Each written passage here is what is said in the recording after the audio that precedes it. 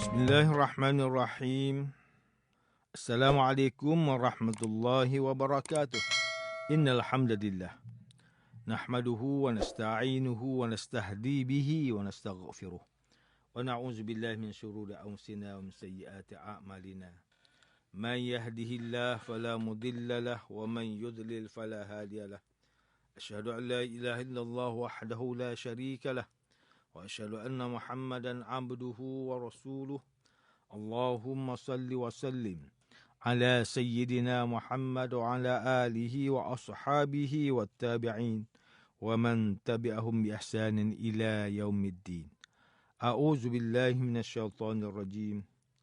Ya ayyuhalladzina amanu taqullaha haqqa tuqatih wa la tamutunna illa wa antum muslimun. Amma ba'd.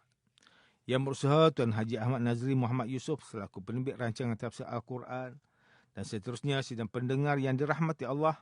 Alhamdulillah, pertamanya malah kita bersama-sama merafakkan setinggi-tinggi kesyukuran kehadrat Allah Subhanahu Wa Taala di atas segala nikmat, kurniaan dan rezekinya yang tidak ternilai. Selawat dan salam ke atas junjungan besar Nabi Muhammad sallallahu alaihi wasallam, ahli keluarga baginda dan para sahabatnya yang tercinta.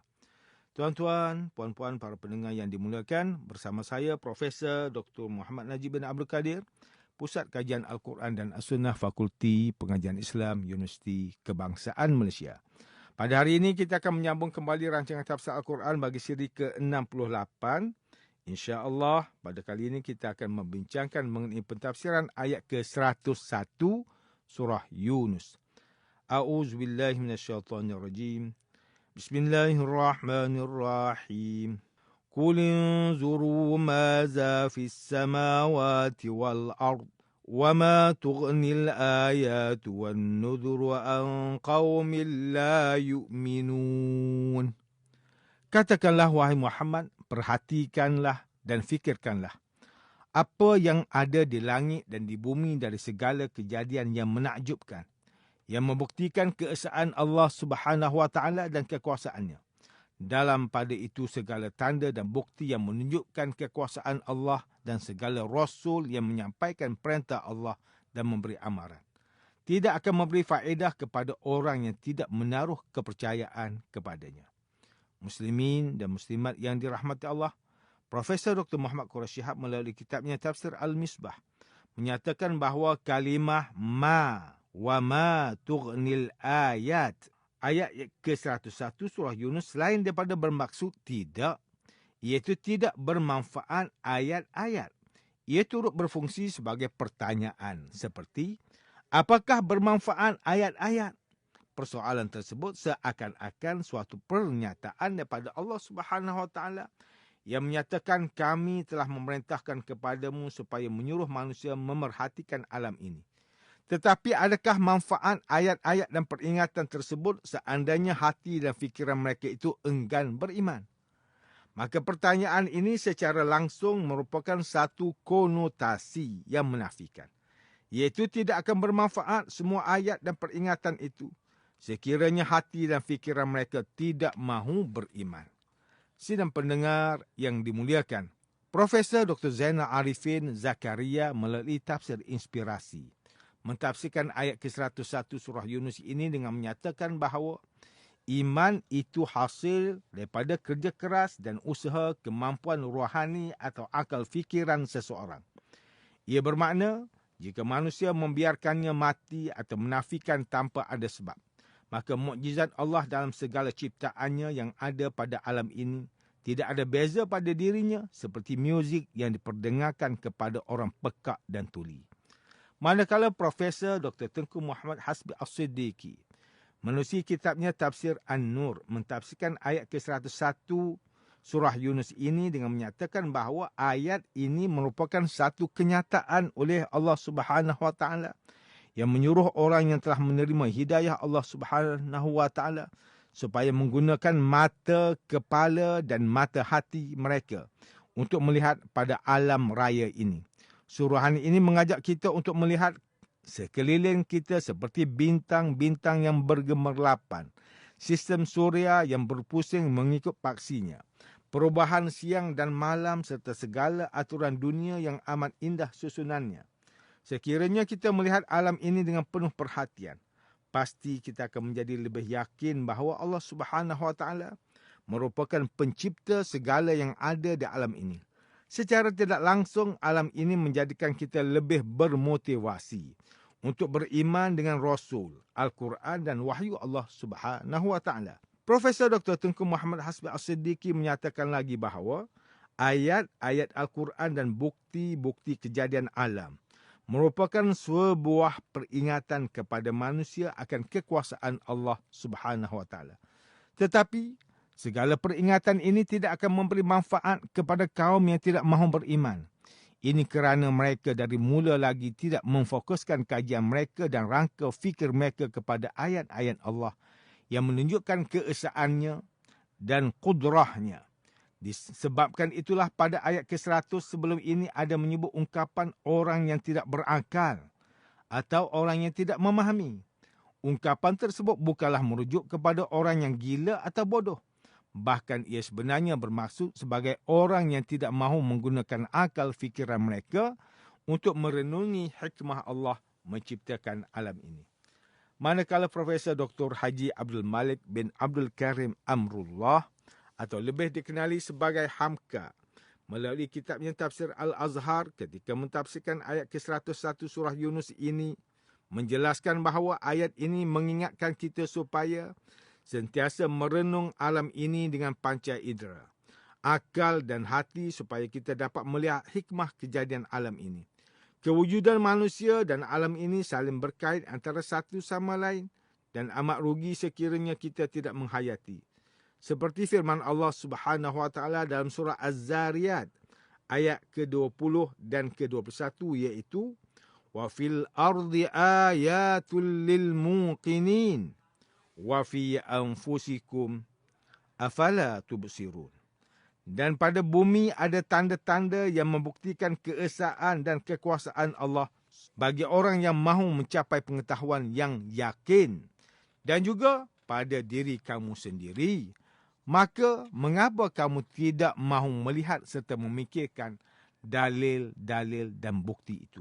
Hamka menyatakan bahawa terdapat dua kitab yang perlu dibaca oleh manusia dengan menggunakan akalnya. Pertama, kitab alam yang terbentang, dibaca dan dihayati dengan panca indera kita. Kedua ialah peringatan dan ancaman Allah Subhanahu Wa Taala yang disampaikan kepada Rasul, iaitu wahyu. Kedua-dua perkara ini menjadi tidak bermanfaat kepada mereka yang enggan beriman. Meskipun mereka mempunyai akal, tetapi mereka tidak mahu menggunakan akal mereka dengan cara yang sepatutnya. Namun ada juga yang menerima dengan akal mereka, tetapi disebabkan hasutan nafsu, mereka melawan suara hati daripada menerima kebenaran. Tuan-tuan dan puan-puan yang dirahmati Allah, demikianlah tafsir bagi ayat ke-101 surah Yunus menurut pentafsiran oleh para ulama. Ayat ke-101 surah Yunus ini menjelaskan perintah Allah Subhanahu Wa Taala kepada orang beriman supaya menggunakan panca indera, jiwa dan akal yang telah dikurniakan kepada kita untuk menggunakan ia dengan cara yang sepatutnya. Seperti dengan merenung alam semesta, menghayati ayat-ayat wahyu Allah Subhanahu Wa Taala dan berfikir. Apabila kita merenung alam seperti kejadian hujan dan panas, siang dan malam, kita akan mendapati bahawa tidak ada yang berkuasa menjadikan dan mentadbir alam yang hebat ini melainkan Allah Subhanahu Wa Taala yang Maha Esa. Muslimin dan muslimat yang dimuliakan. Ayat ke-101 surah Yunus ini memberikan peringatan kepada kita supaya menjauhi perbuatan menolak atau membenci sesuatu tanpa sebab yang kukuh dan benar. Ini kerana perbuatan tersebut akan menjadikan kita sebagai golongan yang zalim dan merugikan diri. Kita tidak sepatutnya menutup hati dan fikiran kita sebelum mendengar, melihat dan mengkaji sesuatu perkara sebelum bertindak dalam apa jua perkara. Namun demikian, jika kita melihat situasi masyarakat pada hari ini, masih terdapat di kalangan orang Islam yang suka menutup hati dan fikiran mereka daripada menerima sesuatu yang tidak digemari oleh diri mereka. Sedangkan perkara tersebut seandainya dilakukan akan membawa kebaikan dan kemajuan kepada umat Islam sendiri. Lebih malang lagi, ada juga yang menggunakan dalil dengan cara yang tidak tepat untuk menegakkan benang yang basah.